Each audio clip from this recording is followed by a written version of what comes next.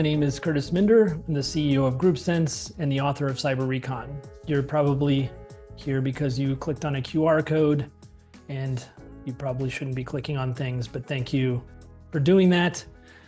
If you did, you know that I've profiled Heather Antoinetti in my book, Cyber Recon. I picked people in the industry that I admire or I feel have made an impact to the industry or my professional career, and Heather is one of those people. Hey, Heather, welcome. Hey, thanks for having me. Yeah, no, it's an honor to have you here. Why don't you introduce yourself and kind of talk about what you do? Sure. So I'm Heather Antonetti. As Curtis mentioned, I've been working in cybersecurity marketing for over 20 years. I run a boutique marketing agency, AHA Marketing, focused on working with cybersecurity companies.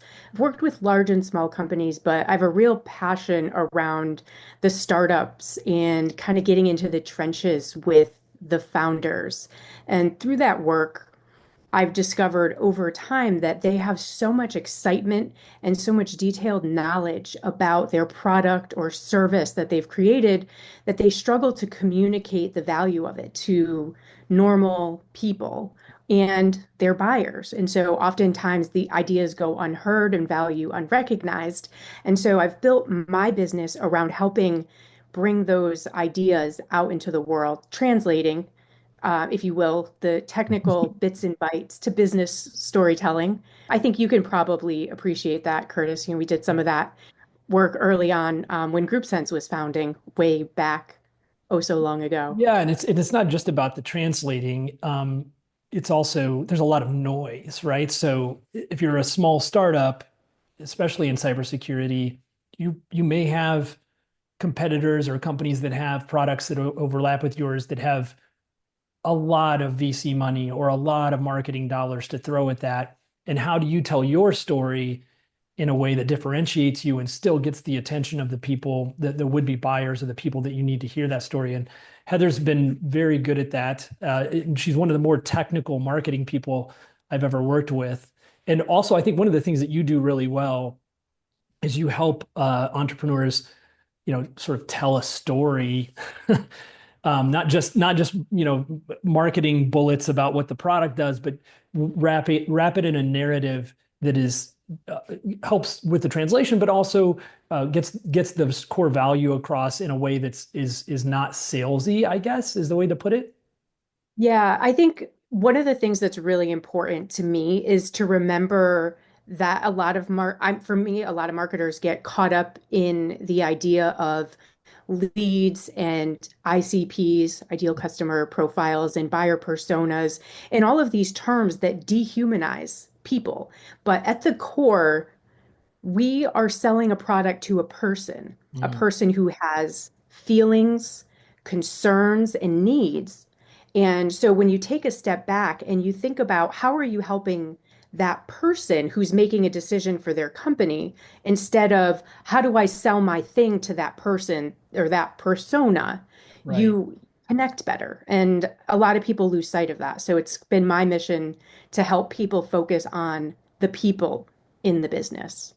Yeah, and I think there's a sort of a parallel to what I'm doing on the ransomware negotiation side, but also in the general threat actor espionage and engagement side. And I think this happens in a whole bunch of different facets of your job and in life where you dehumanize the other side. And one of the things that when we're teaching ransomware negotiation, for example, we talk about like, hey, you know what? These are human beings.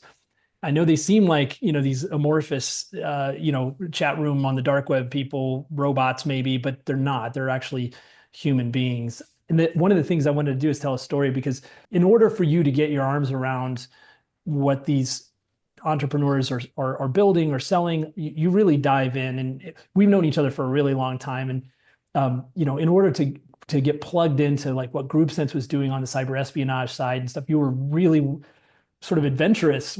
So, for example, I don't know if you remember, I'm sure you do, when I had to go to Eastern Europe, I had to go to Bulgaria to talk to some people about what we do at GroupSense, and I said you should come along and see what that's How like. could I forget? And so, yep, you came to Bulgaria. We did cool stuff.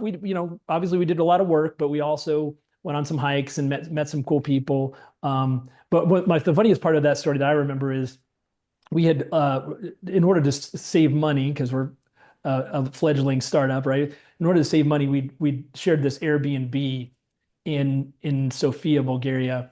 And do you remember this? Oh, how could I forget? I mean, it was straight out of a horror movie. I was questioning all of my life Well, decisions.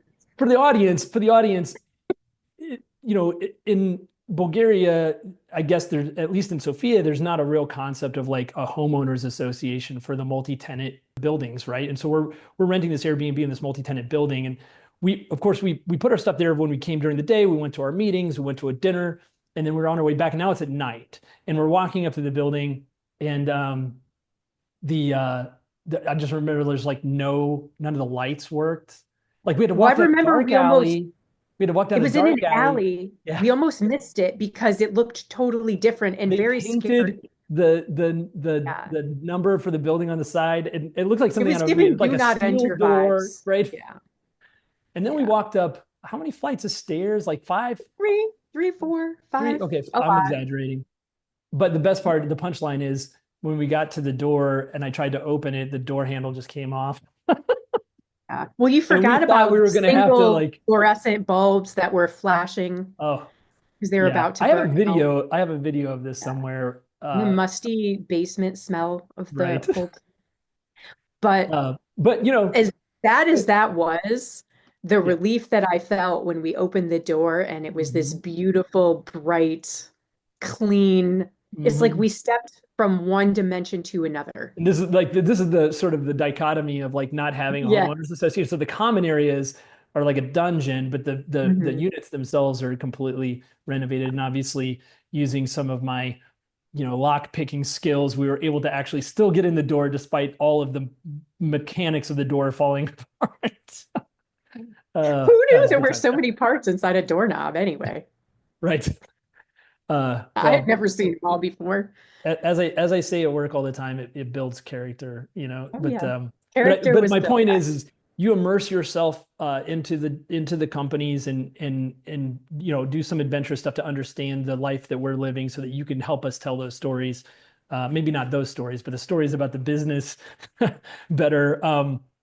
So transcending like your job, like overall, like what would you say your kind of mission in life is? Yeah, I think for me, having balance is really important. So a life that I don't have to have like a work life and a home life that are separate, but creating a way of working where I'm always using it's in my personality to help people to tell stories.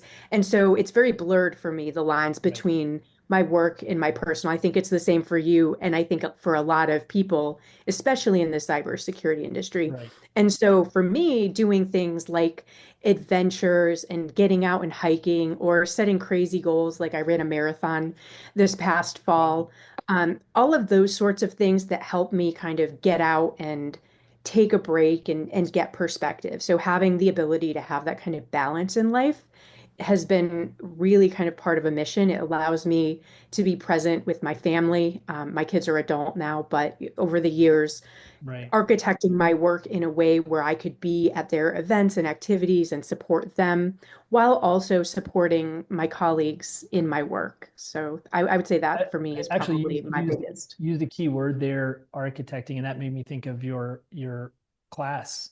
Can you Yeah. talk about that a little bit? Yeah, that's probably, I would say, my biggest accomplishment this year so far is I've created this course called Reputation Architecture. We're running our first cohort now, and the purpose behind that course was I realized that a lot of people tell me how lucky I am. And I think I'm lucky too, that I have the kind of life where I can work where I want to work and I can pick and choose the projects that I do and the people that I work with. And I realized that none of that is luck at all, but I've been making conscious decisions over the course of my career to get to that place. Right. And I thought, how cool would it be if other people knew they could choose a path like that and still do meaningful work and also have balance in their life. So I've created Right. this course. We've got our, like I said, our first cohort is just finishing up, and I've opened a second one. Registration's open now, specifically for women in tech, because, obviously I have a spot in my heart for the women.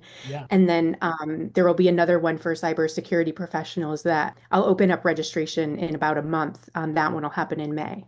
Yeah, and you've that's a good way to dovetail back to the book topics, because you've asked me to contribute a small amount to the curriculum as well, around Yeah. like sort of personal operational security. So like the concept is, how do you build a public facing sort of brand, but at the same time not compromise yourself digitally, or get doxxed or something like Yeah. that. So that was a cool challenge for Yeah. me.